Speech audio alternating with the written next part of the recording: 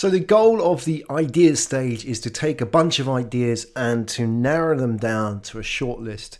So here you are at the beginning and you got your idea and you want to know what idea you should be developing for your business, because maybe you have a bunch of ideas and you don't know which one is the best one. Typical of entrepreneurs, too many ideas, don't know where to start, and they feel that if they do one idea, they forget another idea. And, if they focus on this idea, this business opportunity is being missed out and so on. So they end up juggling too many balls or chasing too many rabbits, so to speak, and end up catching none.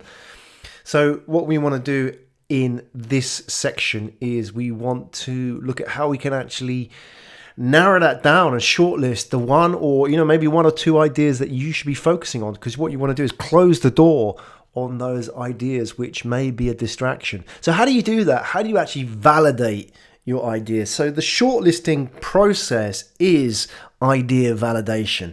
And it's not really a science, but there is some kind of quantitative science in it, but it's not really a science. It's really, you're not going to get all the answers, but what you are going to do is kind of steer your ship in a better direction, rather than the exact direction you should be following. It's going to point you in the right direction and maybe move you away from some kind of hazards or from the direction you don't want to be going. So to do this, the idea stage we're going to break down into two sections. One are the questions and two are the tools that you can use to shortlist your ideas, to validate your ideas. So really what you're doing is you're stress testing your ideas. So you've got a bunch of ideas and you're going to stress test those ideas until one of them breaks. And if it breaks, you get rid of it. But you will probably be left with one or more ideas at the end of it. And it may not be perfect, but it's a good starting point to build your business. And what this effectively does is close doors on distractions and help you get focused on the direction you need to be heading in to start your business. So on the left-hand side here, we've got a bunch of questions that we need to be asking. And on the right-hand side, the tools that we need to be using. Okay, so let's go through these. The questions are questions you need to ask about your ideas to help you think deeply about these ideas. And you really shouldn't be spending weeks on this, maximum of days, if not one day, to be honest, on your idea validation. So let's go through these idea validation questions, and each one has its own video in this section of the course, so you can go and refer to that. So I'll briefly go through these at this stage in the order in which they appear, explain to you what they are. So the first one is answering the why question. Why you, why this product? Does this product and solution answer the question why you are the right person to do it? Is this a fundamental truth that people disagree with you on? So the key here is finding the point of difference between you and the mass market. So what is it about this idea that makes you different? I.e., you see something that they don't see, which gives you an edge and gives you a reason why you should be the person doing this. Is this something that you face as a problem in your own daily life? So scratching your own itch, would you do this yourself? Even if it wasn't a business, would you create a product or a solution to solve this problem that you have, even if you weren't getting paid money for it? Is it a pain point that you have? So one of the things that entrepreneurs tend to overlook is the importance of pain in marketing, because pain is really the key here. People will do a lot, customers that is, will do a lot to avoid pain. And there's pain in many different forms, like fear, fear of missing out, fear of looking stupid and so on, fear of loneliness. So is it a pain that the customer feels? Because if it's a pain, then, it's a good idea. Is somebody else doing it? Big problem here, big mistake that entrepreneurs make is to think that if somebody else is doing it, then it's not a good idea. In fact, today the reverse is true. If somebody else is doing it, it's a good idea, and it means that you can get in there and out-execute that person who's doing it already. If somebody else isn't doing this, if it's a completely original idea, then I would look at that as failing the stress test. This should be something you should avoid unless your name is Richard Branson or Elon Musk, because you don't want to be involved in developing markets. Cost a lot of money. Does it make you say, hell yeah? Does it make your heart beat faster when you think about this idea? If it doesn't, then it fails the stress test. You don't want to be getting involved in ideas that don't get you excited? Just when you think about it, does it get you excited? If not, then move on, because you have to communicate that excitement to everybody else, whether that's your customers or your co-workers or the media. If you don't have that excitement, they certainly won't. So what happens is you're going to go through these questions and you're going to get not necessarily black or white answers. It's not going to be binary, but you're going to get guided in your answers. You're going to get some of these ideas may fail completely, and some of these ideas may be maybes.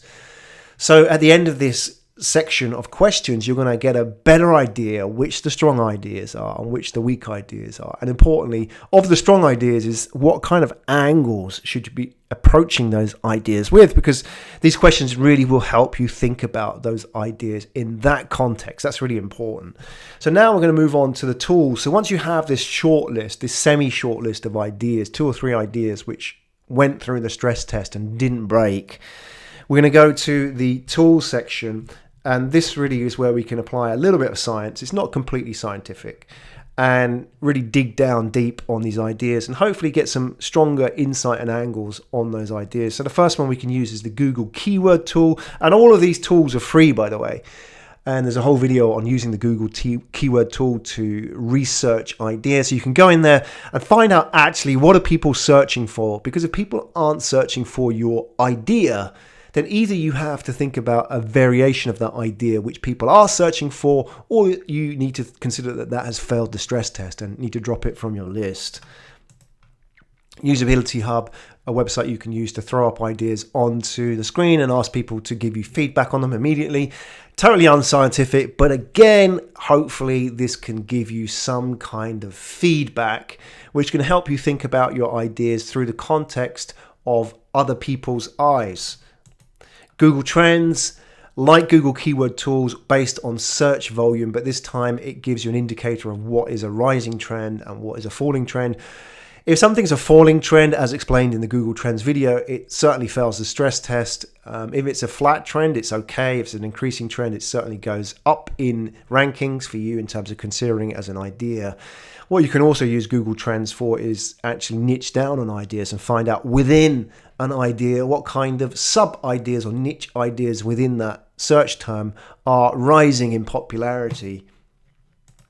And Quora, a question and answer website, again, completely unscientific, but a great way to go in and get insight into the kind of questions people are asking. Because if people are asking questions about the domain area that you're involved in, then it shows that that knowledge is going unanswered elsewhere. So they're having to go to Quora and ask these questions. And often questions have some root in a pain point which you can dig into.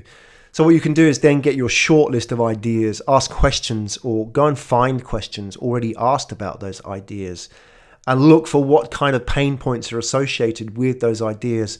So you can get angles on it and find out what kind of solutions out there already exist. And on top of that as well, I'd add that one thing you can do as a tool, which is not mentioned here, but completely possible, is, you can go and email people. Very, very simple. You can just email your ecosystem. I talk about ecosystems in another video, but it's so easy. You can email people and say, hey, look, this is what I'm doing. Give me some feedback. That is as good a tool as anything else, because as we find out, the people closest to you often are the most important when it comes to marketing, but also they can give you some kind of honest feedback about your product. And that is quite useful at this stage, because all this is about is getting feedback and stress testing your ideas. So once you have that, you can take your ideas, like these 4 ideas I have about cycling here, and put them through the questions. So you could maybe go through the question stage and you can maybe cross off a couple of these things because they don't add up. And then when you go through the tool stage, maybe you cross off another one of these until you've got this healthcare for cyclists, which is your strongest idea today. And then maybe from that, you can also break out some more detailed ideas. So I'm going to cross off healthcare for cyclists because now I've drilled down on this a little bit through using those tools. I've got an idea of what exactly that means. So products for cyclist skin, aloe gel for cyclist skin. So what I've effectively done is I've gone from having these 4 ideas to start with, which were quite loose in definition, to now having 2 quite tight niche ideas. And that's the whole process of idea validation, shortlisting your ideas and drilling down until you get niche enough that it is of real value, that you have a distinct difference and advantage over the rest of the ideas in the market.